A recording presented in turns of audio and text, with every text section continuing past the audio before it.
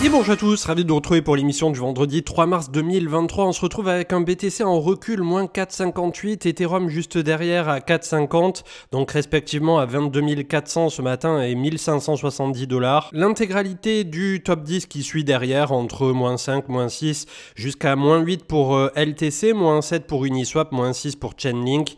On a le Leo Token à l'équilibre, le Lido Token lui toujours en positif qui tank ses 3 $ et qui continue de remonter jusque quasi au top 20, donc vraiment en ce moment Lido qui a le vent en poupe pour tout ce qu'on lui connaît du côté staking décentralisé entre guillemets, puisqu'il y a pas mal de personnes qui trouvent ça trop centralisé, mais c'est un autre débat. Et on clôture donc le top 25 avec Filecoin, BCH et Stellar qui recule entre 8 et 5%. Du côté du 4 heures, donc on enfonce la médiane de range ici autour de 22 800 pour venir faire une mèche assez dégueulasse, puisqu'il y a eu pas mal de liquidations sur le passage autour de 21 800 $, et on avait le support juste en dessous autour de 21,5, et on n'aimerait pas voir perdre sur ce début de mars évidemment les 21 500.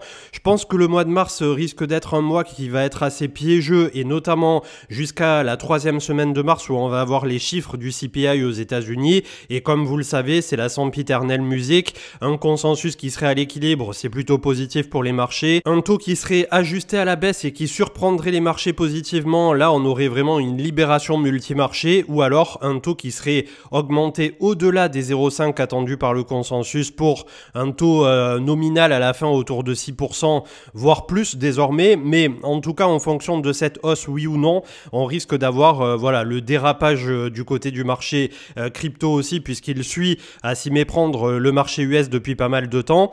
Et malgré tout, on avait vu sur les sessions asiatiques récemment que la nuit ça avait tendance à pousser, mais là ce coup-ci on a eu un trop gros pavé qui a été jeté dans la mare avec Silvergate. On y vient dans quelques instants, et c'est vrai qu'il faut faire attention aux ramifications une fois de plus que cette information pourrait avoir. On a le Crypto Fear and Greed qui est sur neutre autour de 50 ce matin, et la map de liquidité c'est pas mal, puisque finalement tout ça a compté de 17 500 jusqu'à 21 800 où nous avons tapé au cours de cette descente. Quelques semaines, quelques mois au préalable, ça n'y était pas. On n'avait aucune liquidité entre les 20 000 et grossièrement les 16 500, puisqu'on a toujours ce pic qui est disponible autour de 15 000, et ensuite on était venu chercher l'extrême opposé autour de 25-25,5. Donc pour l'instant on est cloisonné entre ces deux zones là, mais pour moi c'est aussi plutôt un bon signe d'avoir tout simplement des grosses positions qui sont venues se mettre légèrement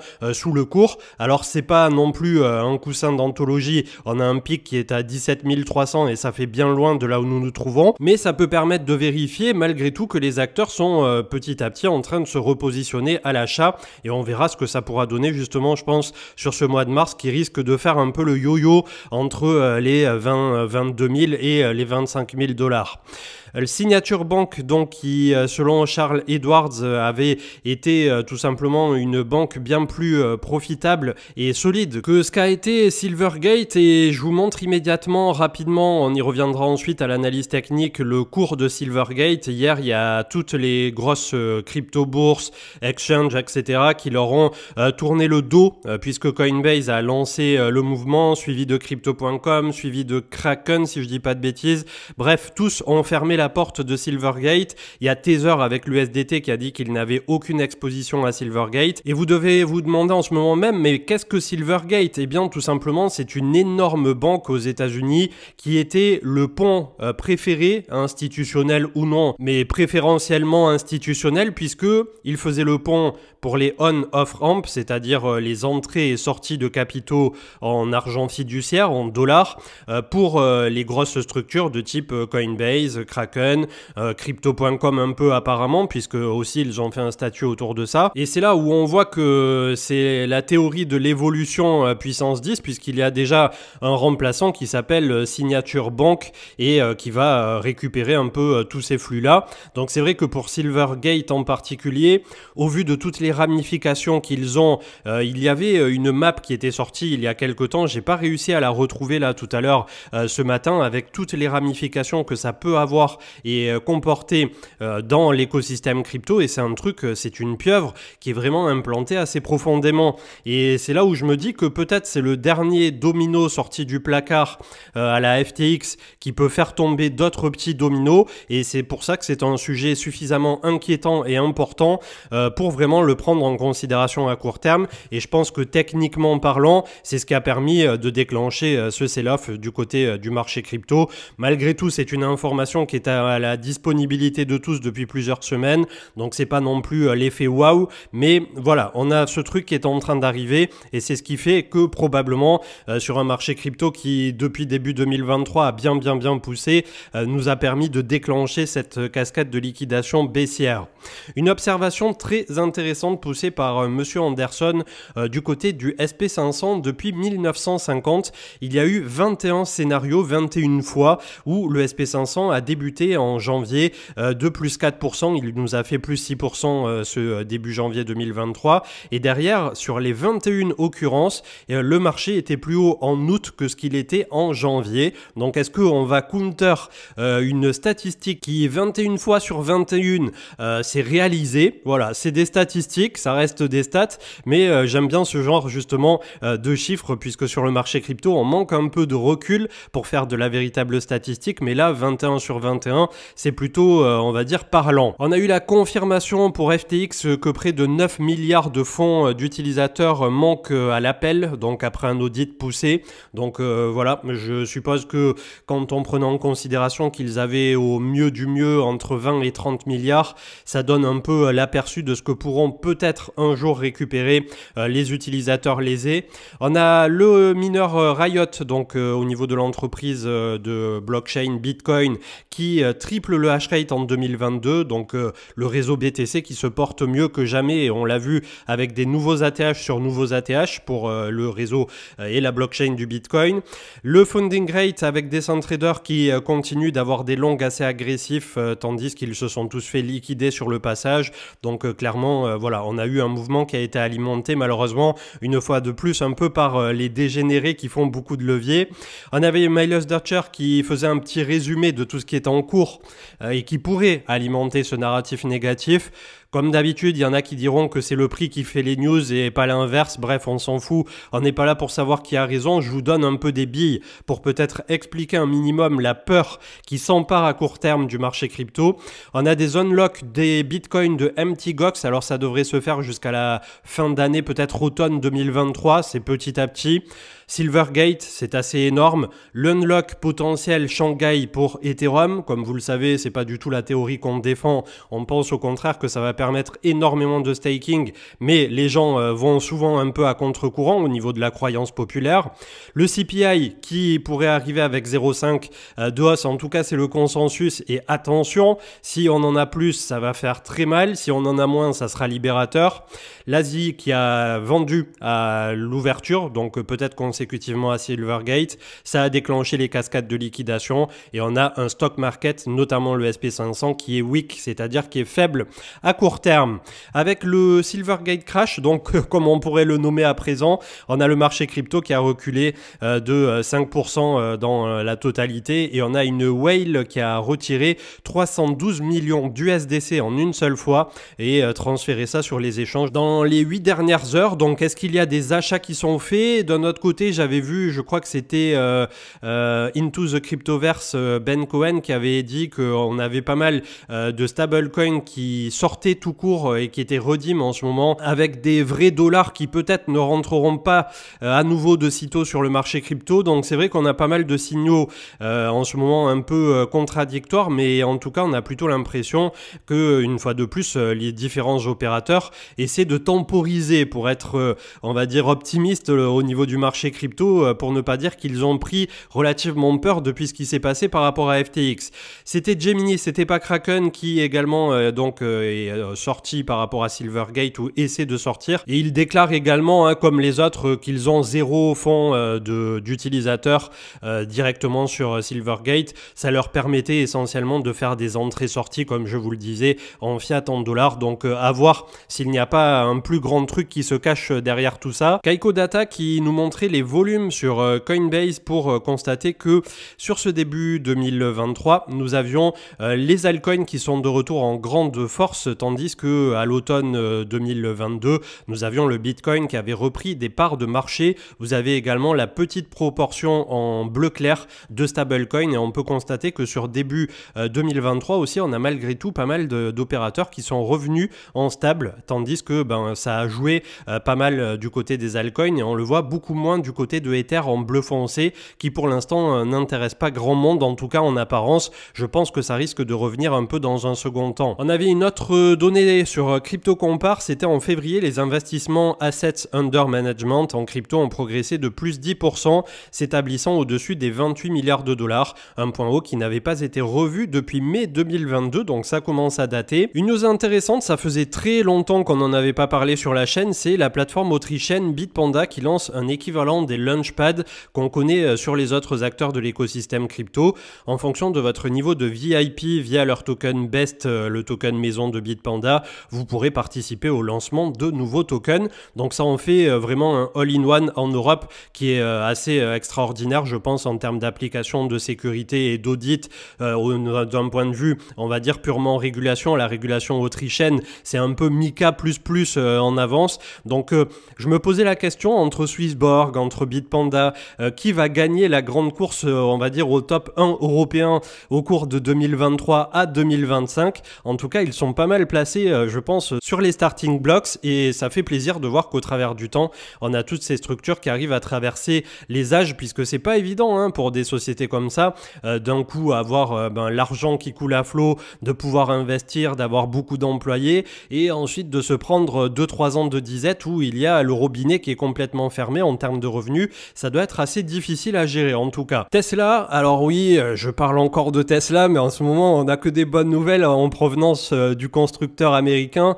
qui annonce Giga Mexico, une manufacture de nouvelle génération qui va leur permettre de pousser encore un peu plus loin le niveau de construction de leurs véhicules, mais surtout la quantité, avec encore récemment un chiffre qui est sorti de 400 000 véhicules, je crois que c'était des modèles Y qui ont été produits sur le mois de février et notamment à la Giga Berlin en Europe où voilà, ça se passe très très bien. CryptoQuant qui soulevait 2 raisons pourquoi il y aura moins de pression vendeuse sur Ether après l'update de Shanghai. Là aussi, je ne vous fais pas la lecture, mais c'est un scénario qui se tient tout à fait et c'est ce que je joue et dont on vous a parlé plusieurs fois avec Marc, donc j'y reviens pas en détail, mais je vous donne la data si vous voulez creuser de votre côté. Glassnode qui met en avant que les crevettes et les crabes sur leur échelle de whales entre guillemets, c'est-à-dire les wallets inférieurs à 1 bitcoin et les wallets à entre 1 et 10 bitcoins, sont à l'ATH et continuent d'accumuler. On a un plus 105% sur les crevettes et plus 120% sur les crabes qui représentent les deux petits portefeuilles entre guillemets quand on compare ensuite à des portefeuilles 10, 100, 100, 1000 et au-dessus de 1000, 10 000 et tout ça où souvent c'est des entités, des exchanges ou des crypto-bourses. On avait Dividend Growth Investor qui parlait des 18 dividendes aristocrates pour 2023. Donc en gros vous avez un tableau. Comment on rentre dans ce club très fermé des aristocrates aux États-Unis? C'est tout simplement, je crois, sur 20-25 ans, il faut que la boîte ait connu une croissance continue avec des dividendes qui ont suivi pendant tout ce temps. Donc ça représente un peu ce qu'on a des fois sur des boîtes européennes ou sur le CAC 40 qu'on ne connaît que trop bien. Et c'est toujours intéressant, je pense, de regarder de ce côté-là, puisque c'est notamment comme ça que des Warren Buffett et consorts se sont fait des hum-hum en or sur les dernières dizaines d'années. Les 10 dernières années avec Charlie Bilelio, donc Bitcoin nous a fait 69 000%, Tesla a fait 8500%, Nvidia 7006, AMD 3000, Netflix plus 1000, Apple plus 1000, Microsoft juste en dessous des 1000, Amazon 600%, Facebook 550, Google plus 350, le SP500 215, ce qui fait que ramené sur une dizaine d'années, il nous a poussé malgré tout le SP500 21,5% par an, le CPI plus 30% et le Gold de 12% sur 10 ans. Donc c'était clairement clairement pas le bon placement, ou en tout cas pour garder son argent tout juste à flot, et encore avec l'inflation c'est discutable. Un bull run venant d'Asie, donc c'était un trade d'esprit cryptique, je vous invite à le consulter aussi. Là les trades, je peux pas faire la lecture d'une dizaine ou vingtaine de posts, c'est un peu trop long, et je pense que ça vaut le mérite d'aller être lu. On a le CAPS qui est listé du côté de Swissborg, très bonne nouvelle, il y a eu un petit Twitter Space qui a été fait entre le CEO Michael Canu et Cyrus Fazel, donc les deux CEO de Swissborg et de CAPS ternois. L'euro C, qui est le stablecoin lancé par Circle, est adossé à l'euro, qui fait officiellement son entrée sur Coinbase, et je me souviens on l'avait déjà traité la dernière fois. Donc je reviens pas sur cette information majeure du drop infâme de SI au niveau de son ticker Silvergate Corporation, qui est en train de quasi faire faillite devant nos yeux en ce moment même. Je ne sais pas si ça va pouvoir être rattrapé, en tout cas ça a plongé immédiatement, et notamment les petites capitalisations qui avaient bien performé récemment comme DYDX et le CAPS de Ternois justement, le marché crypto dans le chaos à court terme en tout cas. Du côté des gagnants, on voit que c'est Immutable X qui pousse 8% ce matin, on a le REN Protocol aussi qui est à la forme en ce moment, on a CRM, donc c'est une action Salesforce américaine qui, là on n'en avait pas encore parlé sur la chaîne, j'étais en observation sur ce truc, et malheureusement le temps de commencer à me dire oui il y a un petit bull flag autour de la moyenne mobile 50 et tout ça, sous 24-48 heures il y a eu une explosion, donc on va voir ici au contact de la moyenne mobile 200 qu'il va backtest par l'arrière à 197 $, ce que ça pourrait donner. Repartons sur ce qui nous intéresse, donc le crypto total 992 milliards ce matin sur la moyenne mobile 200 après l'hésitation sur la moyenne mobile 50. Pour le moment c'est propre d'un point de vue technique, on n'aimerait pas reperdre la moyenne mobile 20 autour de 895 milliards, donc attention on pourrait encore reculer d'une centaine de milliards.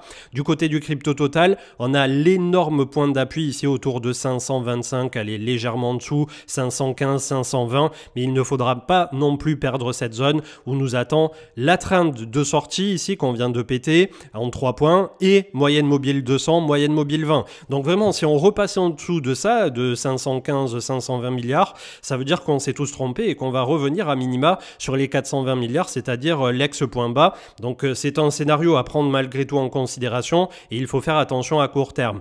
Je reste malgré tout, comme je vous l'ai dit, plutôt optimiste pour ce premier semestre 2023, mais quand on a des Silvergate qui nous sortent du placard ou des trucs tous les 4 matins, forcément personne n'est serein, et c'est exactement ce qu'on a vu en début d'émission. On a plus de gens qui ont tendance à faire des allers-retours, voire se réfugier soit en dollars soit en stablecoin, plutôt que d'injecter de façon continue. 50 300 $ pour un node ce matin de 32 Ethers, là aussi le support se trouve autour de 45 800, je vous donne l'info. 22 400 avec le Death Cross qui continue d'appuyer malheureusement sur le cours, c'est la première fois que ça arrive pour le Bitcoin, et on est en train de faire une énorme hésitation qui nous fait penser à un quasi M-top ici parfait. Si on l'avait eu à l'époque quand on était début 2021, on aurait crié au loup. Là malheureusement on est en train de le faire sur la zone médiane de RSI, et j'espère vivement qu'on va pas se planter tous en beauté, puisque ça ferait excessivement mal derrière. En tout cas pour l'instant je pense qu'il faudrait préserver autour de 21 000 $ ici. On a la moyenne mobile 20 hebdomadaire qui est en train de remonter autour de 20 000 $ tout court. Donc 20 000 c'est pour moi le plancher, c'est pour tout 2023 d'ailleurs, hein. C'est pas que pour maintenant ou un effet de style. Si on repasse sous les 20 000, si on retravaille à nouveau sous l'ex-ATH, ça franchement ça sera un peu flippant. Après on peut toujours se dire que oui, on aura un range entre 15 000 et 25 000 et tout ça, bidule machin, mais d'un point de vue signal de marché, ça serait extrêmement négatif, je pense. Le SP500, comme on disait hier, qui est plutôt là aussi en train de se chercher, mais qui a clôturé en positif de 0,76, il est toujours autour des 4000 points, on était à 3980. Le CAC 40 pour sa part qui s'offre un peu de vert ce matin, 7284, donc peut-être que l'Asie continue de pousser tout simplement sur ce qui fonctionne et se désintéresse un tout petit peu des carabistouilles à court terme de ce qui est en train de se dérouler au niveau du marché crypto. 1572 pour Ethereum, donc d'un point de vue technique pur, c'est les 1400, 1450 qui offrent une zone d'achat, on va dire, parfaite par rapport à ce qui est en train de se dérouler d'un point de vue technique. Là aussi, repasser sous les 1400, 1350, qui est l'ex-ATH de 2018, ça serait extrêmement négatif pour la seconde crypto-monnaie du marché. Statu quo pour le dollar, donc a bel et bien hésité sur moyenne mobile 50, moyenne mobile 20 autour de 105 points de plus. Et du côté de la Bitcoin dominance, elle a reculé en même temps que le Bitcoin s'est cassé la tronche on va dire au cours de ce mouvement. Est-ce qu'il a été initié à cause d'une peur pour Silvergate ou autre?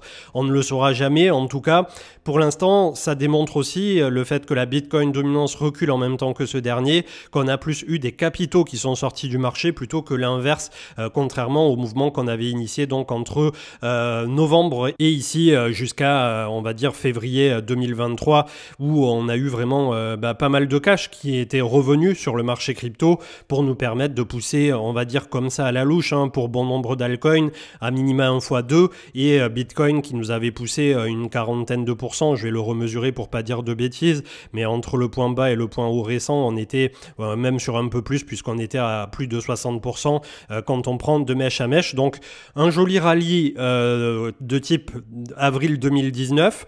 Petite contraction qui avait duré ici un mois, mais comme vous le voyez, on n'avait pas redump derrière, donc il va falloir faire attention à la volatilité. Et quelque part là, ce qu'on a sous les yeux avec ces deux énormes moyennes mobiles qui sont en train d'appuyer au-dessus du cours, c'est vraiment ça qu'il faudra franchir plus tard pour totalement se libérer. Et avant, j'avais plutôt une vision où je me disais c'était 29-30 000 pour changer la polarité quant à un futur bull run. Je pense désormais qu'il y a une possibilité non négligeable que ça soit les fameux 25 000. Et tout comme j'ai peut-être sous-estimé le potentiel du marché à réussir à passer à court terme cette zone de 25 000 et où on pourrait tricoter comme ça pendant un mois ou deux ou peut-être même un trimestre jusqu'à l'été. En tout cas, voilà, on en est là. Il y a quelques zones qu'il ne faut pas perdre et notamment les 20 000 en dernier recours. On va voir comment ça va pouvoir se matérialiser, mais il y a besoin aussi de digérer un peu toutes ces informations parfois extrêmement négatives, la régulation avec la SEC comme on l'avait vu ces dernières semaines aussi, et pour la suite d'avoir quelque chose d'un peu plus serein qui permettra peut-être un peu comme lorsqu'il y aura eu la mise à jour Shanghai pour Ethereum, d'y voir un peu plus clair et de savoir un peu plus précisément où l'on va, puisque c'est ce qui fait défaut un peu à court terme. Je vous souhaite une excellente journée. Pour ma part, je vous retrouve peut-être au cours du week-end s'il se passe quelque chose d'extraordinaire ou lundi, et continuez d'être prudent. Ciao, ciao.